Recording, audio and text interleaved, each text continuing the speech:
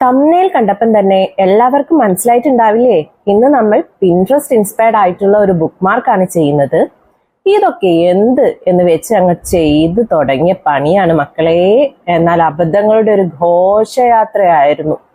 അവസാനം വന്ന് വന്ന് എനിക്ക് ആ മാസ്കിംഗ് ടേപ്പ് വരെ 8ന്റെ അല്ല 18ന്റെ പണി തന്നു.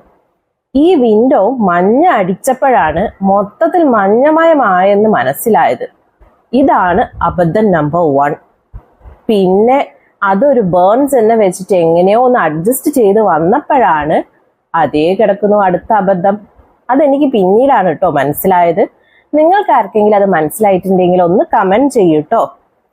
ഞാൻ അക്രിലിക്കാണ് യൂസ് ചെയ്തത്, പക്ഷെ ചെയ്തു വന്നപ്പോൾ എനിക്ക് മനസ്സിലായത് വാട്ടർ കളർ മതിയായിരുന്നു എന്നാണ്.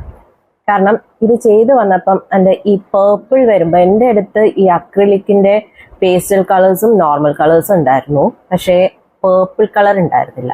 ലാസ്റ്റ് ഞാനത് വാട്ടർ കളർ വെച്ച് അങ്ങ് അഡ്ജസ്റ്റ് ചെയ്യാണ് ചെയ്തത്. അങ്ങനെ ആകാശത്തിനെല്ലാം ബ്ലൂ ഒരു പേസ്റ്റൽ അക്രിലിക്കെല്ലാം കൊടുത്ത് ചിമ്മിനിക്ക് മഞ്ഞ പെയിന്റ് എല്ലാം അടിച്ച് ഒരു വിധം അങ്ങ് ഞാൻ സെറ്റാക്കി കൊണ്ടുവന്നു.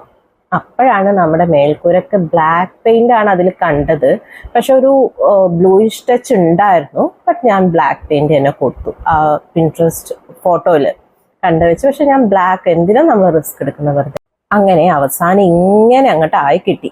പക്ഷെ എന്തോ എവിടെയോ ഒരു തകരാറ് പോലെ. വേറൊന്നല്ല, ബ്ലാക്ക് ബോർഡർ കൊടുക്കാതെ ഒരു സമാധാനം ഇല്ലാത്ത ടീമാണ് ഞാനേ.